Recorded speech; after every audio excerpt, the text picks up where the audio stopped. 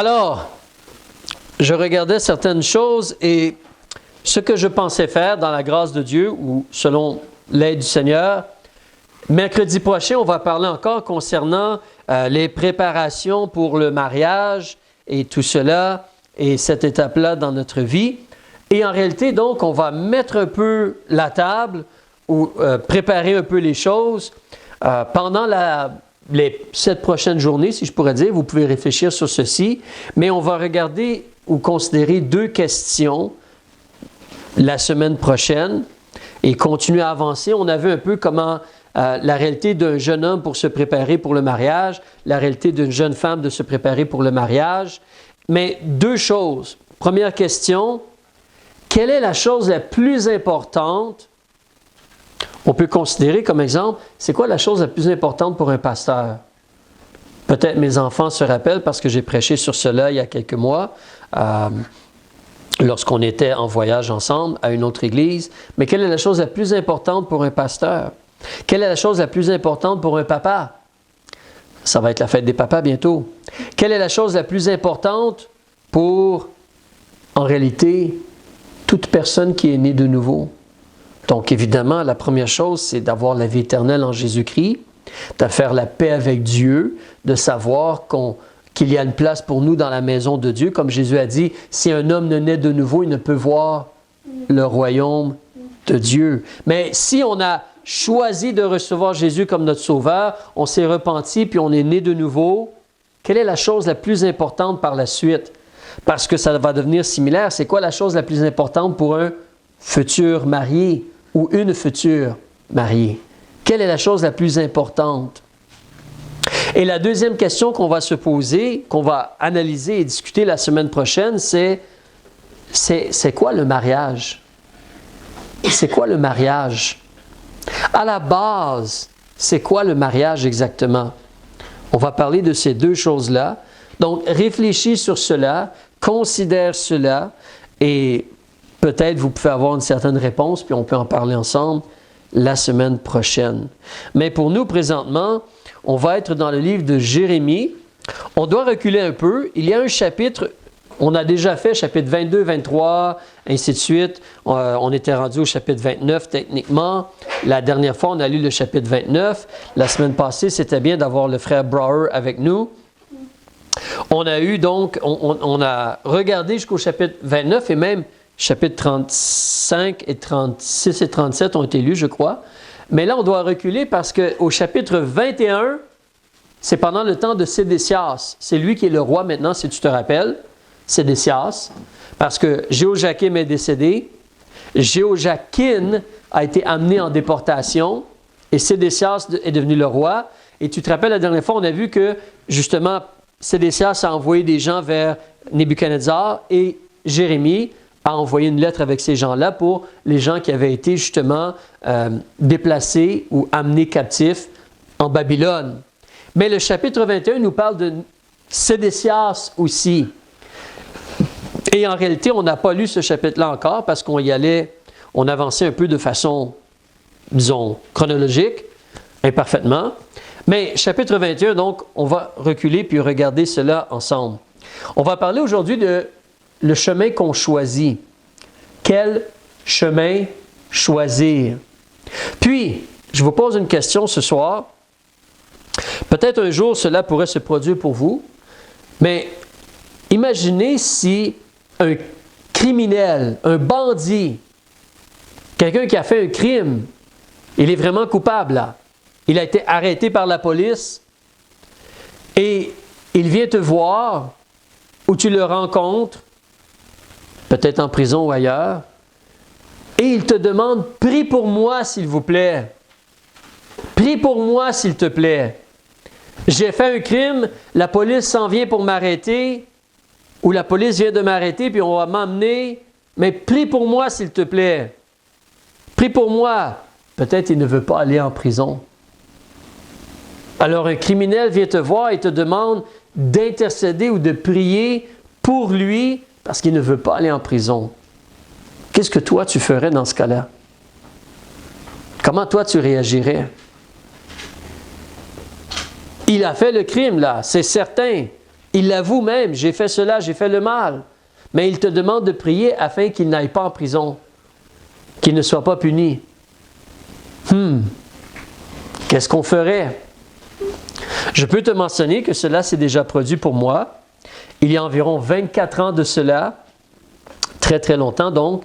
J'étais aux États-Unis à ce moment-là dans un voyage et avec une église, j'ai été visiter un centre de détention pour jeunes. Alors, c'était des jeunes qui avaient fait des choses, qui avaient brisé la loi. Ils n'avaient pas 18 ans encore.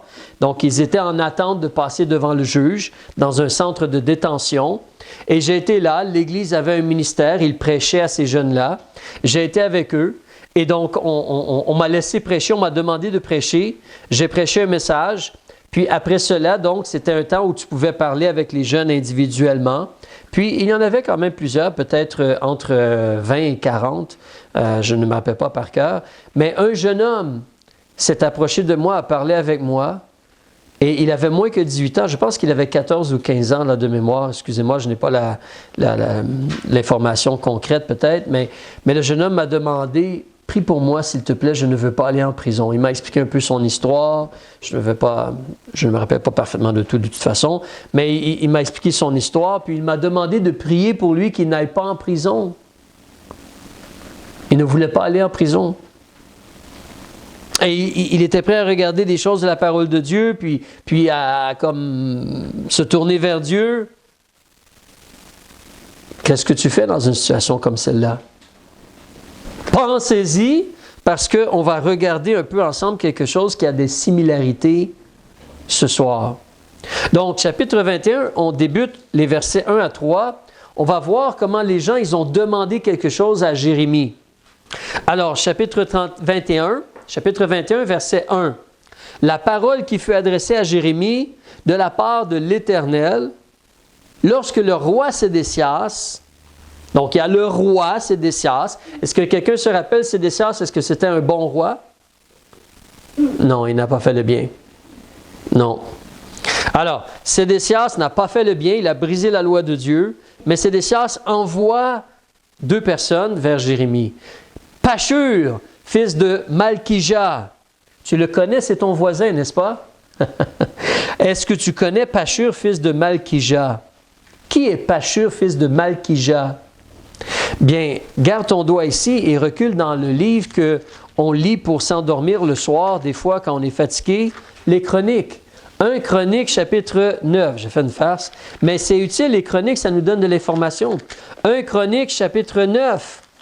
On peut avoir plus d'informations concernant des êtres humains qui sont mentionnés dans la Bible, comme Pashur. Alors, 1 Chronique, chapitre 9, page 543, débutons au verset 10. Et tu demeures que dès le début, on te dit des sacrificateurs.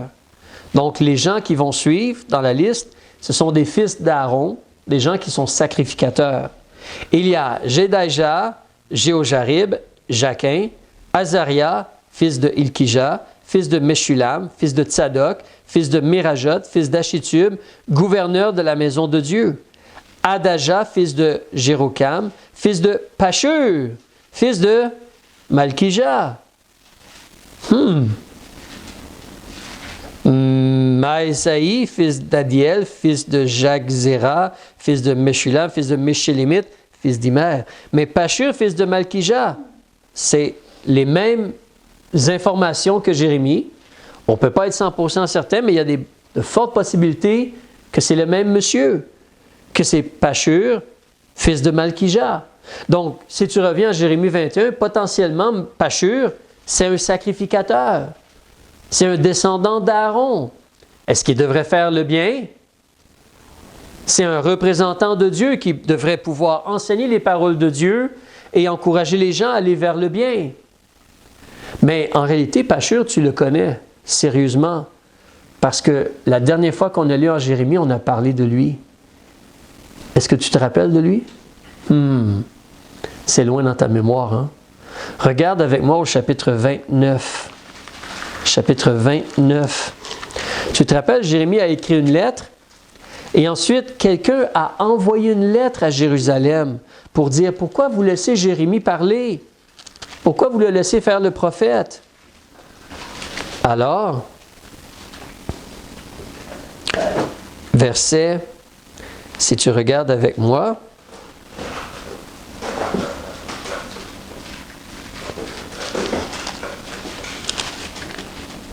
non, attends, je suis en train de me tromper. Tu veux regarder au chapitre 38 plutôt. Jérémie, chapitre 38. Jérémie, chapitre 38. On va lire les versets 1 à 4. Pashur va revenir dans la vie de Jérémie. En réalité, on n'a pas lu encore chapitre 38. C'est le deuxième monsieur Sophonie dont on connaît. Désolé, mon erreur. Mais Jérémie, chapitre 38, regarde au verset 1. Shéphatia, fils de Mathan, et Guédalia, fils de Pashur, et Jucal, fils de Shélémia, et Pashur, fils de Malkija. Ça serait comme le même encore, il semble. Pashur, fils de Malkija. Ils ont entendu les paroles que Jérémie prononçait devant tout le peuple, en disant, « Ainsi a dit l'Éternel, celui qui va demeurer dans cette ville va mourir par l'épée, par la famine ou par la peste. Mais celui qui sortira vers les Chaldéens vivra. Il aura sa vie pour butin et il vivra. Ainsi a dit l'Éternel, cette ville sera certainement livrée à l'armée du roi de Babylone et il la prendra. Et les chefs dirent au roi, donc ces gens-là, il semble, les chefs dirent au roi qu'on fasse mourir cet homme. Il fait perdre courage aux hommes de guerre qui restent dans cette ville et à tout le peuple, et leur tenant de tels discours, car cet homme ne cherche pas la prospérité, mais le malheur de ce peuple.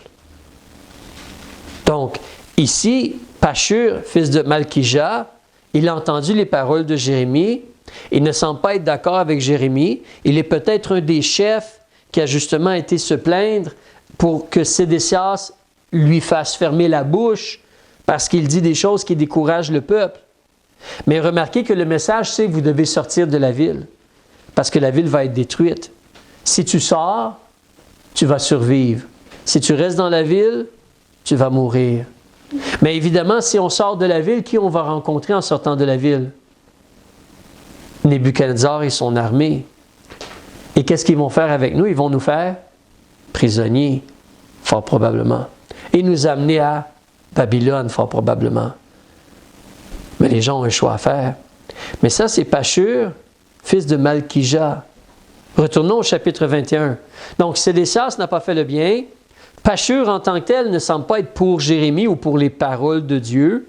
Il est potentiellement un sacrificateur. Et là, le deuxième monsieur, c'est lui qu'on connaît en réalité. Je me suis trompé tantôt. Sophonie, fils de Maaséja. Chapitre 21, verset 1. Sophonie, donc tu as Sédécias qui a envoyé Pashur, fils de Malkija, et Sophonie, fils de Maaséja. Le sacrificateur. Alors, Sophonie, c'est un sacrificateur, c'est un fils d'Aaron. Il semblerait aussi. Il devrait aussi faire le bien. Mais Sophonie, on a entendu parler de lui l'autre fois. Là, on peut se diriger au chapitre 29. Chapitre 29. Alors, regarde bien le verset 25 du chapitre 29.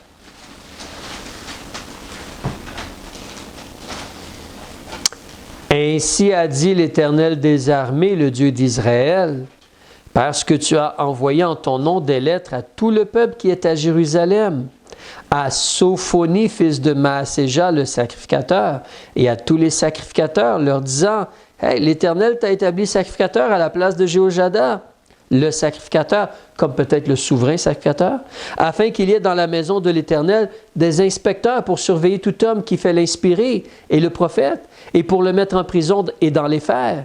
Et maintenant, pourquoi n'as-tu pas réprimé Jérémie? » Donc, Sophonie, en réalité, est comme du côté de ceux qui veulent fermer la bouche à Jérémie. Il a reçu une lettre, puis la lettre lui disait, « Hey, toi, tu es comme un sacrificateur qui est responsable dans le temple. Ferme la bouche à Jérémie. On n'aime pas son message. » Revenez en Jérémie chapitre 21, s'il vous plaît.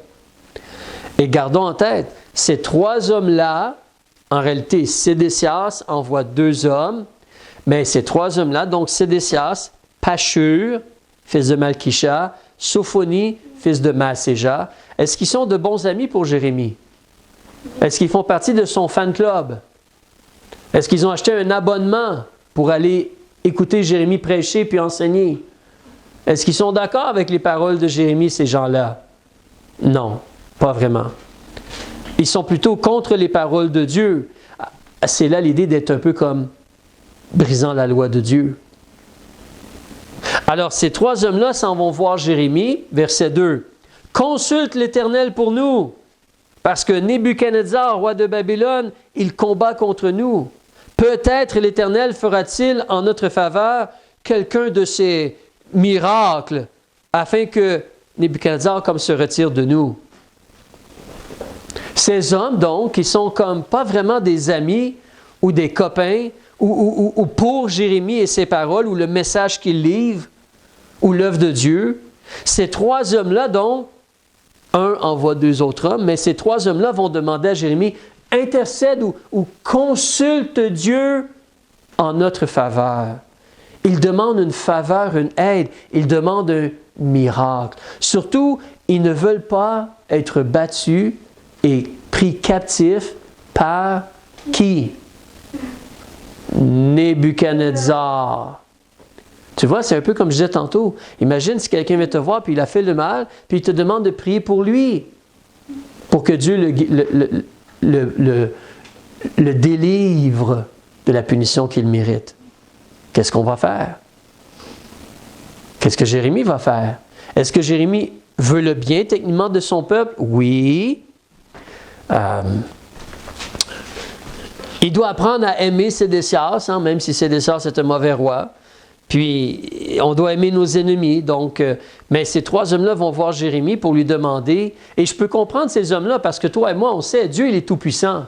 Est-ce que Dieu peut écraser Nebuchadnezzar? Est-ce que Dieu peut faire un tremblement de terre, puis ouvrir la terre, puis toute l'armée de Nebuchadnezzar va tomber? Ou même envoyer la mort, comme il a fait avec le roi des Assyriens, si tu te rappelles l'histoire, Ézéchias, le roi des Assyriens, Dieu a envoyé un ange pendant la nuit, puis 100 quelque chose 1000 sont morts. Est-ce que Dieu peut faire cela ici? Amen, il peut faire cela.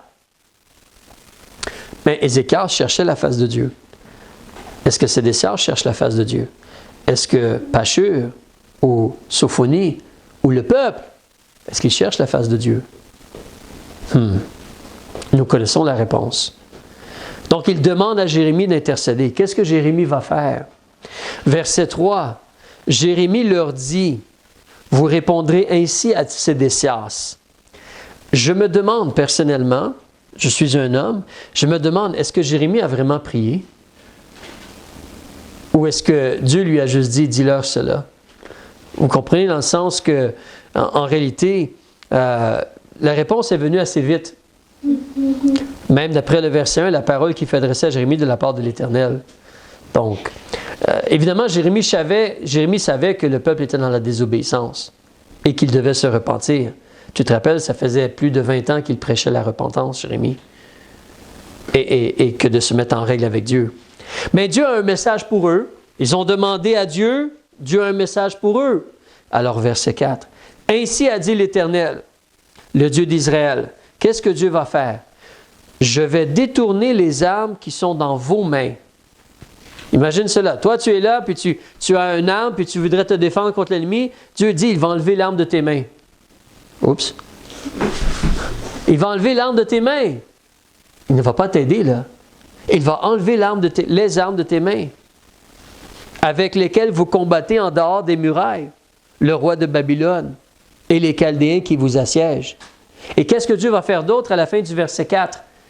Quelqu'un veut m'aider? Qu'est-ce qu'il va faire d'autre, Dieu? Pas seulement il va enlever les armes aux Israélites, mais qu'est-ce qu'il va faire?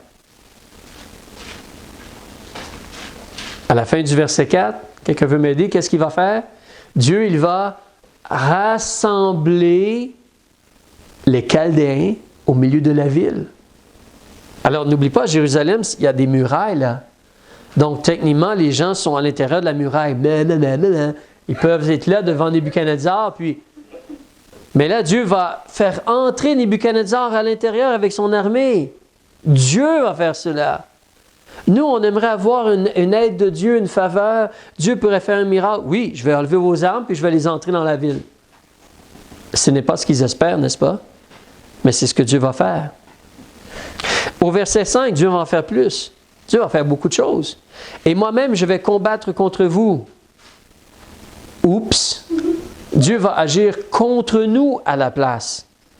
Avec une main étendue et un bras fort. Avec colère, avec fureur et avec une grande indignation. Ça ne sera pas beau à voir. Dieu ne va pas venir avec de la dentelle, puis doucement, puis il va démolir. Il va venir avec grande indignation, colère et fureur. Et qu'est-ce que Dieu va faire encore au verset 6? Il va frapper les habitants de cette ville. Les hommes et les bêtes, ils vont mourir d'une grande mortalité. On va continuer de lire et tu vas voir, c'est le même message qu'on lisait tantôt au chapitre 38. Quand, justement, Pashur a entendu et les chefs ont dit hey, « Fermons la bouche à Jérémie parce qu'il décourage le peuple. » Mais c'est le même genre de message qu'ici. Alors, probablement que chapitre 21 vient techniquement avant chapitre 38, chronologiquement. En plus, en chiffres, 21 vient avant 38, n'est-ce pas? La dernière fois qu'on a fait les mathématiques, 21 vient avant 38. Mais chronologiquement, ça viendrait dans la même ordre peut-être aussi. Donc, mais Dieu dit, je vais frapper les habitants, il va y avoir les bêtes, les gens vont mourir d'une grande mortalité. Et c'est pas tout.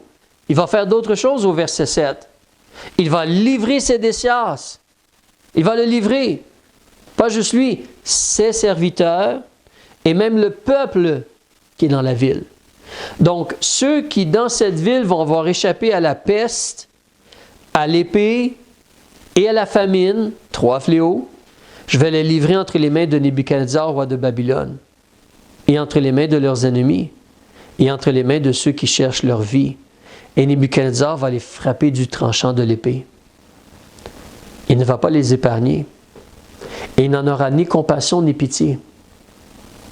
Parce que c'est une question de justice. Les gens dans la ville, incluant Sédécias, Pashur, Sophonie, ils sont rebelles à Dieu. Ils continuent, ils persistent à faire le mal. Sédécias a régné techniquement 11 ans. Il persiste à faire le mal. Avant lui, Joachim a régné 11 ans. Avant cela, il y a eu l'autre qui a régné 3 mois. Mais avant cela, Josias a essayé de faire des réformes, tu te rappelles? Alors Dieu est las et Dieu doit juger à cause de la rébellion et le péché, l'idolâtrie criminelle, le mal qui se passe en Israël. Donc, pas de compassion, pas de pitié. Alors, Dieu va faire beaucoup de choses. Ensuite, au verset 8, en réalité, Dieu a un message pour le peuple aussi. Alors, ça, c'est la réponse à M. Sédécias. Sédécias demande, est-ce que Dieu pourrait faire un petit miracle comme il l'a fait dans le passé, comme quelque chose en notre faveur? Oui, Dieu va faire quelque chose. Il est contre vous. Il va enlever vos armes. Il va faire venir l'ennemi. Il va les laisser entrer. Il va combattre contre vous. C'est ça que Dieu va faire. En d'autres mots, vous avez fait le mal et vous êtes coupable. Tu dois réaliser le mal que tu fais, que tu as fait. Mais là, au verset 8, Dieu parle aussi au peuple. Et Dieu a un message. Puis c'est vraiment important, il faut vraiment écouter. On voit vraiment comment Dieu a énormément de compassion et de miséricorde. Il dit, tu te rappelles, on vient juste de lire là, Dieu dit, je n'aurai ni compassion ni pitié. N'oublie pas, Dieu dit, si tu relis de nouveau le verset 7, Dieu dit, je vais livrer Sédécias, et ceux dans cette ville, comme rester dans la ville, ceux dans cette ville qui vont échapper à la peste, la maladie, à l'épée ou à manquer de pain, la famine, et cela s'est produit en Israël vers la fin. On peut lire ailleurs dans la parole de Dieu, et les gens étaient en train de mourir de faim pendant que Nebuchadnezzar, parce que pendant 3 ans, ils ont encerclé la ville. Donc on ne pouvait pas sortir au champ pour cultiver. On pouvait juste savoir ce qu'il y avait dans la ville. Et à un moment donné, il a manqué de pain. Il n'y avait plus de nourriture. Tout ce qu'on avait, on l'a utilisé. Alors, c'était sérieux. Donc, certains pouvaient mourir de la faim. Alors, la peste, l'épée, la famine, dans la ville, ceux qui ne meurent pas de cela, Nebuchadnezzar va venir puis les tuer. Dieu va les livrer entre les mains de Nebuchadnezzar qui va les tuer. Mais au verset 8, le message au peuple, incluant aussi Sédécias, Pachur et Sophonie, c'est un message merveilleux. Tu diras à ce peuple, ainsi a dit l'Éternel, voici je mets devant vous le chemin de la vie et le chemin de la mort. Dieu pourrait juste dire, je ne veux plus rien savoir de vous, fini, écrasé, paf. Il pourrait juste faire cela. Mais non, Dieu démontre encore sa miséricorde et sa compassion, son amour et son désir de voir l'être humain être en paix avec lui et être béni. Alors Dieu, n'oublie pas, ça fait combien d'années que Jérémie parle? Tu te rappelles, on a lu des passages où Dieu dit, tu vas aller leur parler, Jérémie, puis peut-être ils vont écouter, peut-être ils ne vont pas écouter, mais ils vont voir le message. Mais Dieu leur dit encore ici, je mets devant vous la vie ou la mort. Choisis. Choisis. Et Dieu explique, comme on voyait tantôt au chapitre 38, rester dans la ville versus ne pas rester dans la ville. Alors, verset 9, Dieu explique, quiconque va se tenir dans cette ville va mourir par l'épée ou par la famine, manquer de pain, ou par la peste, la maladie. Mais celui d'entre vous qui va décider de sortir de la ville et aller se rendre aux Chaldéens qui vous assiègent, et à Nebuchadnezzar qui vous assiège, quiconque fait cela va vivre. Et il va avoir sa vie pour butin. C'est vraiment simple, n'est-ce pas? Il y a des choses qui sont très, très compliquées dans la vie. Tu pourrais peut-être m'aider puis me dire ou me parler de choses qui sont compliquées dans la vie. Très compliquées dans la vie. Mais ça, c'est extrêmement simple. Si tu restes dans la ville, tu vas mourir. Si tu sors de la ville, tu vas vivre. C'est vraiment simple. En réalité, peut-être si quelqu'un n'a plus de jambes, il ne peut pas marcher, ça devient difficile pour lui. Mais il pourrait se traîner, puis sortir dehors quand même. Un jour, j'ai entendu une histoire, c'est un peu une histoire triste, mais en même temps, c'est beaucoup de bravoure. Mais c'était un homme dans un pays, je crois, tout près de, pas l'Afghanistan, mais un des pays autour de cela, peut-être pas le Bangladesh, non, peut-être le Pakistan, mais je ne suis pas sûr. En tout cas, c'est un missionnaire montré cela. Le monsieur, quand il a su qu'on parlait de Dieu, il a écouté, il s'est converti et il voulait en connaître plus sur Dieu, sur Jésus. Mais le monsieur, ses deux jambes ne fonctionnaient pas. Alors, ce qu'il devait faire pour se déplacer, il était par terre, il devait tirer une jambe devant l'autre pour avancer, puis se déplacer, puis se rendre.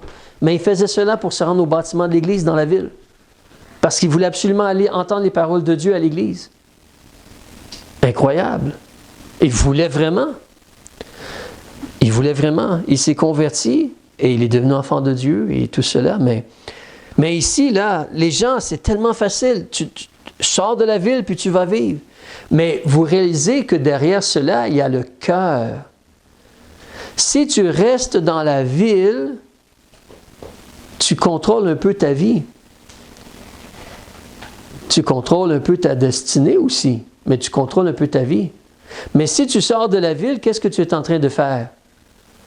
Tu te rends à Nebuchadnezzar ou tu te soumets à Nebuchadnezzar, qui lui va dire, maintenant tu es mon esclave, maintenant je t'emmène en Babylone. Ils étaient esclaves à Babylone, mais tu dois faire cela. Et c'est là que ça devient temps quand tu considères, parce que, qu'est-ce que Dieu a dit? Tu te rappelles en Jérémie, Dieu a dit, j'ai donné tout à Nebuchadnezzar. Techniquement, le trône était pour David et c'était eux qui avaient la prééminence sur les nations, mais comme les descendants de David ont péché, Dieu a donné la prééminence à la place. Il y a 4 empires qui se succèdent. Daniel nous en parle, tu te rappelles? Nebuchadnezzar a vu la statue. Il y a 4 parties à la statue. C'est 4 empires qui se succèdent. Et à la fin, Jésus vient régner. La pierre se détache et détruit la statue. Et ça, c'est Dieu nous montre l'histoire du monde. Depuis ce temps-là jusqu'à encore aujourd'hui. Donc, il y a eu les Babyloniens, les Mèdes et les Perses, les Grecs, les Romains, ça se divise 2 jambes. Ensuite, il y a les 10 orteils. On est encore dans le temps de l'Empire romain. Cela a changé un peu, mais Rome contrôle encore ce qui se passe dans le monde, ou influence encore ce qui se passe dans le monde. On l'a vu récemment aux nouvelles. Parce qu'il y a un nouveau pape. Alors, mais l'Empire romain n'est pas mort en réalité. Il est juste en train de fonctionner un peu différemment. Mais il va comme revenir à la vie. Apocalypse nous parle de cela. Mais sérieusement, ici, Dieu avait dit donc à travers Jérémie, « J'ai tout remis entre les mains de Nebuchadnezzar. Tout pays, toute nation qui se soumet à Nebuchadnezzar, c'est correct. Si une nation ne se soumet pas à Nebuchadnezzar, je vais la détruire. » Ils vont être frappés. J'ai parlé un peu comme cela, je le dis en mes mots. Mais ici, Israël doit se soumettre donc, en réalité, pas juste à Nebuchadnezzar, mais qui est derrière Nebuchadnezzar? C'est le Seigneur. Voyez-vous, depuis le début, le problème, c'est qu'Israël ne se soumet pas au Seigneur Dieu, à l'Éternel. Mais là, ils doivent se soumettre à l'Éternel Dieu et au plan de Dieu et à Nebuchadnezzar. Mais ça signifie que tu dois sortir de la ville. Tu dois sortir de la ville. En sortant de la ville, tu te soumets à Dieu, tu te soumets à Nebuchadnezzar, tu te soumets à l'autorité. C'est vraiment intéressant. C'est une excellente image de la réalité du salut. C'est simple, mais c'est une question de soumission. Avant, on faisait ce qu'on voulait. On était des pécheurs rebelles qui suivaient le péché et le mal, esclaves du péché. Jésus dit, il y a un jugement. Je mets devant toi la vie. Je suis mort pour toi. Mais tu dois te repentir. Dans ton cœur, tu dois être prêt à te détourner du mal et tu dois être prêt à te soumettre et recevoir Jésus comme ton Sauveur et ton Seigneur. Tu dois sortir en dehors du camp avec Jésus, Hébreux chapitre 13, et vivre dans la sainteté avec lui. C'est la réalité du salut. On est sauvé à cause du sang de Jésus, mais on est sauvé pour mener une vie sainte avec Jésus et ensuite partir dans la maison du Père avec lui. C'est un excellent exemple de cela ici. Mais c'est simple, hein? Dieu dit, si tu restes dans la ville, tu vas mourir. Si tu sors de la ville, tu vas vivre. Donc, il continue au verset 9. Quiconque va se tenir dans cette ville va mourir par l'épée, ou la famine, ou la peste. Comme on a lu tantôt. Mais celui qui va sortir, il va avoir sa vie pour butin. Verset 10, Dieu explique. J'ai tourné ma face contre cette ville pour faire du mal, et non du bien, dit l'Éternel. Donc, tu dois sortir de la ville parce que la ville va être détruite. Pourquoi? Parce que la ville c'est de la rébellion. C'est de la rébellion. La ville va être détruite. J'ai tourné ma face contre cette ville pour faire du mal et non du bien, dit l'Éternel. Elle sera livrée entre les mains du roi de Babylone. Il va la brûler par le feu. Alors sortez de la ville. Mais des fois, ce qui se produit, c'est qu'on s'attache à nos richesses. On s'attache à notre royaume. On s'attache à ce qu'on a. On s'attache à ce qu'on veut. Mais à la place, on devrait s'attacher à Dieu. Alors, verset 11, « Tu diras à la maison du roi de Juda, » ça c'est Sédécias en passant, hein, « Écoutez la parole de l'Éternel, maison de David, toi là qui me demandes, « Faveur, s'il te plaît, aide-moi, s'il te plaît. » Maison de David, ainsi a dit l'Éternel, « Rendez la justice dès le matin. » Ce n'est pas compliqué. « Délivrez l'opprimé des mains de l'oppresseur. » De peur que ma colère n'éclate comme un feu et qu'elle ne brûle sans que personne l'éteigne, à cause de la malice de vos actions. Pas seulement les gens n'obéissaient pas à Dieu et n'adoraient pas Dieu, mais il y avait plein d'injustices parmi eux, de méchanceté et d'oppression. On va voir d'autres choses plus tard dans la vie de Sédécias, dans quelques instants, ou dans quelques semaines, je devrais dire plutôt, désolé. Mais il y avait beaucoup d'injustice et d'oppression et de malice. La malice et la méchanceté. Et Sédécias, en tant que roi, permettait puis aidait avec cela. Si tu es le roi puis les gens font le mal puis tu fais semblant de ne rien voir, comme j'ai souvent dit à mes enfants, si moi en tant que papa ou moi et ma femme en tant que parent, on voit qu'un enfant prend un bâton et puis frappe l'autre enfant puis nous on ne fait rien pour arrêter. Mais quel genre de parent est-ce qu'on est? Si on voit un enfant faire du mal à un autre enfant ou manquer de respect ou mal agir envers un autre enfant, puis nous, on ne fait rien, quel genre d'autorité sommes-nous? On ne peut pas avoir cela. Un roi ici, encore plus, pour la nation. Donc, il dit au verset 13, « Voici, je viens à toi, ville située dans la vallée, sur le rocher de la plaine, dit l'Éternel. » Mais remarquez comment les gens parlent. « À vous qui dites, qui descendra contre nous? Qui entrera dans nos demeures? » Voyez-vous, ils ont peut-être un petit peu peur. Nebuchadnezzar, il est là. Avec son armée. Ils veulent être délivrés, mais il y a énormément d'orgueil dans leur cœur. Ils parlent comme cela. Qui va venir? Qui va descendre contre nous? Qui va entrer dans nos demeures? Il y a un énorme problème d'orgueil. Et en passant, ça c'est un gros problème aussi pour l'être humain. Il ne veut pas être sauvé parce qu'il est orgueilleux. C'est un énorme problème pour plusieurs êtres humains. Mais Dieu dit au verset 14, « Je vous punirai selon le fruit de vos actions, dit l'Éternel, et j'allumerai dans sa forêt un feu qui consumera tout ce qui est autour d'elle. » Tu vois, il n'y a pas grand-chose de nouveau sous le soleil, comme M. Salomon dit dans le livre de l'Ecclésiaste. Dieu parle de jugement, et le jugement c'est quoi? C'est le feu. C'est le feu comme le feu éternel, comme l'étang ardent de feu et de soufre. C'est le feu. Et la destruction, le jugement, la punition. C'est le jugement. Mais n'oublie pas, en réalité, Dieu dit, si tu veux la vie, elle est ici. Si tu veux la mort, elle est là. Et Dieu l'a placé à un niveau où on peut le faire. Tu as juste à sortir de la ville. Juste à sortir de la ville. C'est pas très compliqué. Oui, peut-être les autres vont te regarder, puis parler de toi, puis peut-être même se moquer de toi, et peut-être même ne pas vouloir te parler parce que, mais toi tu es un juif, pourquoi tu te livres aux Babyloniens? Non, Dieu a dit, moi j'écoute la parole de Dieu. Alors, mais tu n'as juste qu'à sortir. Tu as juste qu'à sortir. Tu as seulement à sortir. Si tu restes, tu vas mourir. Alors, en terminant, tu te rappelles tantôt la question que je te posais. Qu'est-ce que toi tu ferais si quelqu'un vient te voir et te demande « Hey, regarde, j'ai fait un crime, je suis coupable, prie pour moi que Dieu me délivre. » Qu'est-ce que tu vas dire à cette personne-là? On a demandé à Jérémie « Intercède pour nous, on a besoin d'un miracle de Dieu, là, il y a un ennemi. » Non, mais mettez-vous en règle avec Dieu avant.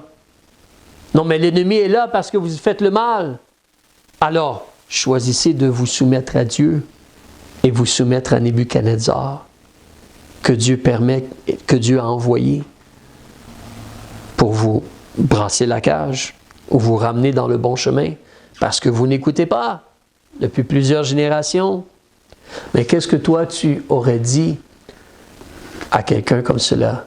Moi, j'ai dit au jeune homme, j'ai prié avec lui, j'ai essayé de l'aimer, je lui ai expliqué le salut et je lui ai dit quelque chose du genre, Dieu est juste. Si tu as fait le mal, si tu es coupable, tu mérites la prison. Alors, on peut demander la miséricorde de Dieu, mais Dieu est juste. Surtout, mets-toi en règle avec Dieu. Mets-toi en règle avec Dieu et accepte ce que Dieu va permettre. Si tu as brisé la loi, tu devrais avoir la punition. Accepte la punition, mais mets-toi en règle avec Dieu et choisis d'espérer en Dieu et de faire ce qui est droit. Toi et moi, ou ceux autour de nous, c'est très similaire. Hein? Dieu a mis la vie. Tu te rappelles, Jésus il en a parlé. Étroit est le chemin, hein, large et spacieux, resserré est le chemin qui mène à la vie, étroit est le chemin qui mène à la perdition. Mais quel chemin choisir? Hein? Il y a la repentance, l'abaissement, le pardon, la vie. Ou l'orgueil, on reste avec la méchanceté, on fait de l'oppression. Il va y avoir le jugement et la mort. Le jugement et la mort. Mais c'est pourquoi on intercède, c'est pourquoi on parle avec les gens, c'est pourquoi on intercède pour les gens, C'est pourquoi on veut montrer l'exemple par notre vie. Mais Dieu a mis devant les gens la mort ou la vie. Et c'est aux gens de choisir. C'est aux gens de faire leur choix. Et les messagers de Dieu sont là. Autant Jérémie dans le temps, autant toi et moi présentement, les messagers de Dieu sont là pour avertir. C'est le temps de faire la paix. C'est le temps de choisir la vie qui est disponible. Père, on veut te remercier pour ce passage que l'on lit.